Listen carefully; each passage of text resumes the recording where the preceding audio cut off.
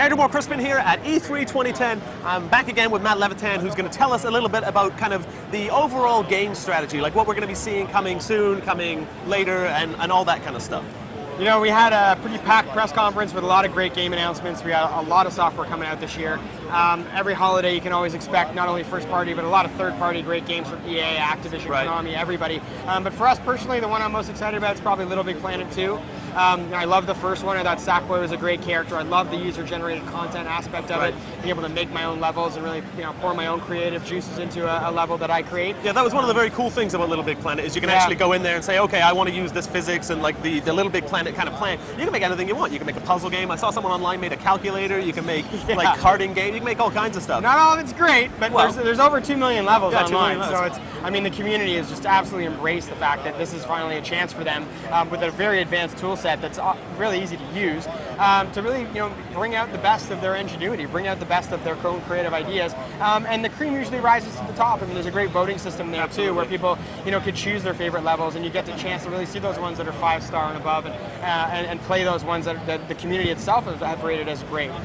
So yeah, the ability now to create not only platforming style game, platform levels, but a racer like you said, or a puzzle game, or a fighter, really or whatever, anything you want, and then bridge those together to create an actual game, if you will, with multiple levels is really exciting. So I think so when are we going to be seeing Little Big Planet 2? November of this year. So it'll be a big holiday game for us, and there'll be a big push for that one. There'll be some move control in there too. All right. Yep. So what other games are you excited about?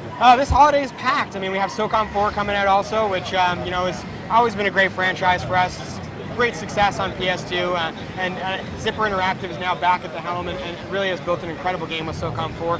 One thing that's been great is that they've added a really exciting single-player element to it with some exceptional story elements and great narrative built into it, but then a community online that's built around tens of thousands of gamers playing it every day with clans and excellent multiplayer. Well, they definitely know how to build a community and kind of manage all that community. They're great at that, absolutely, yeah. So SOCOM 4, and then on the flip side, on a more E-rated scale, we have GT5, which is coming out November 2nd. We finally dated it. Okay. Everyone's excited. We're excited to hear about the day. And we have over 950 cars in that game and over 40 tracks. And some damage car physics damage, now. yeah, absolutely. You can bash your gorgeous Mercedes into a guardrail and watch it crumple a little bit. I don't know if the car manufacturers were that excited about it, but it's about time for that level of realism. Absolutely. I think, well, you got to be honest about it, right? You don't go flying into a barrier and then just kind of be like, oh, okay, well, I'll just tootle off over here. Just bounce off. It's like a hyper-realistic game with indestructible cars, right? Yeah. All right. So on the third-party side, I know you guys have a lot of strong partners in the third-party community. What are a couple of your favorites there? I'm a self-confessed die-hard Final Fantasy fan, so I'm very excited about Final Fantasy 14.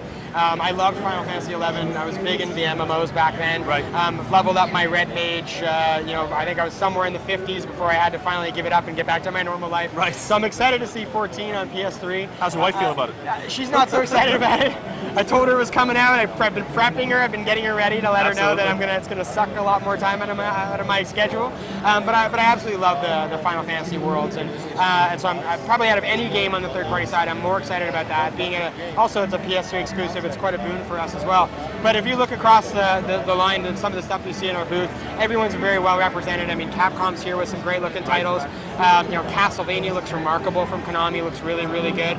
EA, always a great partner with the sports games, but also stuff like Medal of Honor, and certainly, I think that their Dead Space 2 is arguably one of the best-looking games in the show. So, it's great to have such a third-party community that's behind you and wanting to develop great games. Well, it's vital to have a bunch of minds developing for your platform. Absolutely, and we bring to the table Move and 3D and Blu-ray and this incredible cell processor, and I think we give them more tools to create great games for PS3.